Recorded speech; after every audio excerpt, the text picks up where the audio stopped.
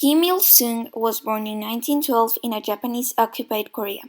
During his childhood, Kim and his parents flew to Manchuria, China, to escape the Japanese rule of Korea, which started in 1910 and ended in 1945 after World War II ended. There, he attended elementary school, and while he was a student, he joined a communist youth organization when he was 14. Thanks to the activities with the group, he was arrested and jailed in 1929 and was left free in 1930. After Kim was released from prison, he joined the Korean guerrilla resistance against Japanese occupation. Also, he adopted the name of a legendary Korean guerrilla fighter against the Japanese. Thanks to this, the Soviet military authorities noticed him and sent him to the Soviet Union so he could be trained politically and militarily. There, he joined the local Communist Party. Well, not that kind of party. Kim Il-sung came to power in North Korea after World War II through the influence of the Soviet Union. Kim fought alongside the Soviets during that war, and Stalin appointed him as head of the Provisional People's Committee, an organization that became the ruling party in North Korea. He began to form the Korean People's Army to consolidate his power. On September 9, 1945, Kim defied a United Nations plans to hold elections throughout Korea by declaring himself Prime Minister of an independent Democratic People's Republic of Korea, or nowadays known as North Korea. The next month, the USSR recognized Kim's government as the legitimate authority not only in North Korea but throughout the Korean peninsula. Kim consolidated his power by forming the Democratic Front for the Reunification of the Fatherland, a political movement in which his party took the dominant role. Additionally, Kim promoted a cult of personality, calling himself Dear Leader and creating posters and statues to display his accomplishments and authority. After failing in the Korean War to conquer US-backed republic, Kim Il-sung adopted a policy of economic self-reliance. This ideology is called Juche, and it is originally considered as a creative application of Marxist-Leninism. The Juche ideology is based on the belief that the man is the master of everything and he decides everything. This looking to materialize the independence of the popular masses. It is an ideology that looks for an independent foreign policy, a self-sufficient economy, and a self-reliant defense posture. It is basically the independence of the country politically and economically. The Democratic Republic of Korea is actually guided in the Jewish idea, so Korean people value the independence of the country and have implemented the principle of independence under imperialism and domination.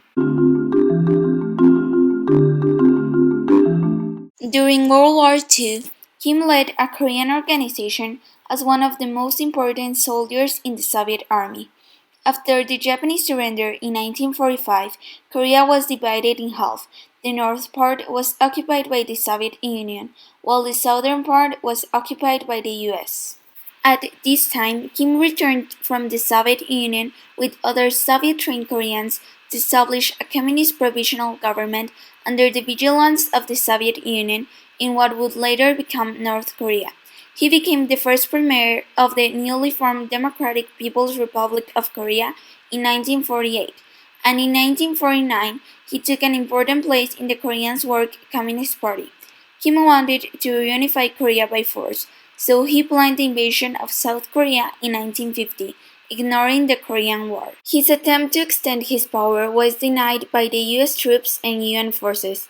However, he was able to do what he wanted through massive Chinese support to repel the invasion of North Korea by the UN forces. The Korean War officially ended in 1953. When he became head of the state, he eliminated all of his rivals for power within the Korean Workers' Party.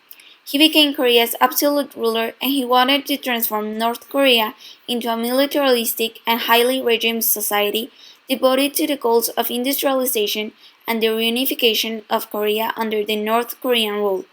Kim introduced a philosophy of self-reliance under which Korea tried to develop its economy with no help from foreign countries. Thanks to this, North Korea's economy grew rapidly in 1950s and 1960s, but it eventually came down with shortage of food that occurred in 1990.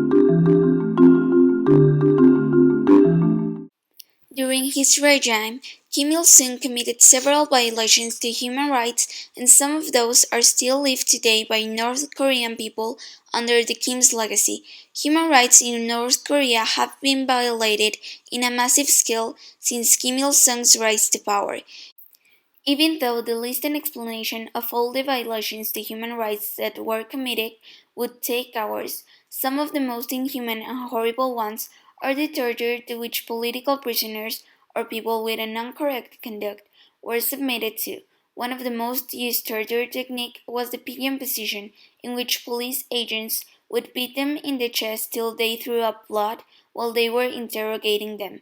This violated Article Number 3, 4, and 5, between others. Also, starvation was another abuse that was heavily used by Kim Il sung.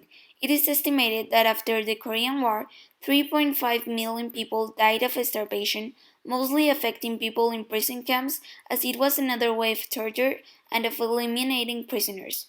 This violated Article Number 5 and 25. The most horrific example is how Kim Il sung violated human rights for trying to live longer. He would take blood transfusions of people in their 20s as he believed that that would help him to live till he was 100 years old. These transfusions were taken by force and were a clear example of how thirsty he was of power. But the one under which North Koreans live under, especially every day, is the censorship and no free expression policy and the prohibition of free transit for leaving the country.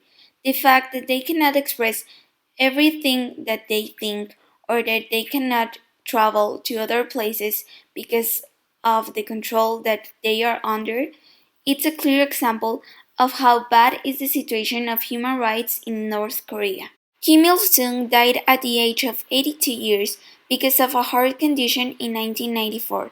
After Kim Il sung's death, Kim Jong il, his son, took over control of the dictatorship, being this the first dynastic succession in the communist world. Sung's death didn't really change anything to the dictatorship because Jong il just continued where his father left. Il sung spent the last months preparing everything to be in order for Jong il. The Kim dynasty that Il sung started continues nowadays with his grandson Kim Jong un, and its legacy continues to be present not only by being the eternal president or in the numerous statues of him, but also in the oppression and constant violations of human rights that North Koreans live under every day.